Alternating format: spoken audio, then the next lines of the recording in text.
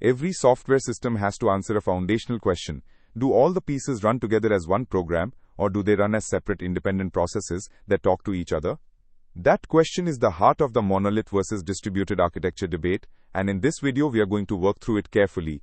The pressures, the structures, the trade-offs, and how to choose.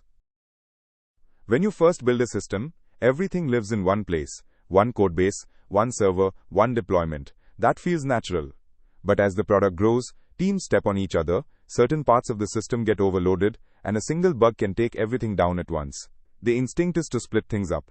The trap is that splitting things up is genuinely hard, and many teams pay the cost of a distributed system before they need its benefits. Think of a restaurant kitchen. Everyone shares the same space, the grill, the prep station, the oven, and they coordinate by simply talking to each other. That is a monolith. Now imagine a food court. Each vendor is independent, can scale up separately, and if the pizza stall closes early, the sushi stall keeps going. But the food court also needs a shared ticketing system, signage, and a plan for when one stall's delay affects your whole meal. That extra coordination cost is exactly what distribution introduces. On the left, a monolith. The client sends a request to a single process that contains all the application's logic, user management, orders, notifications, everything. And that process talks to one shared database. On the right, a distributed system. The client's request may be routed to one of several independent services, each running in its own process, each owning its own data store. The capability is similar. The internal structure is fundamentally different. In a monolith, a request arrives and is handled entirely inside a single running process.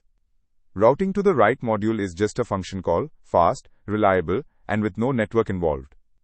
In a distributed system, the same request first hits an API gateway or load balancer, which sends it over the network to the appropriate service. That service may then call 2 or 3 other services to complete its work. Each of those calls is a network hop that can fail, slow down, or time out. The path is longer and more fragile. A monolith wins on simplicity.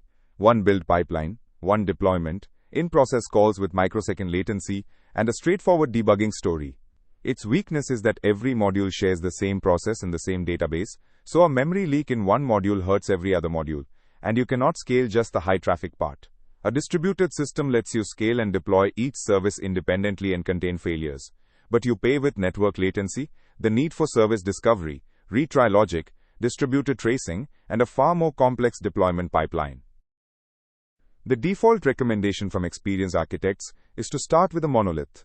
It is faster to build, easier to refactor, and much simpler to reason about when your domain is still being discovered.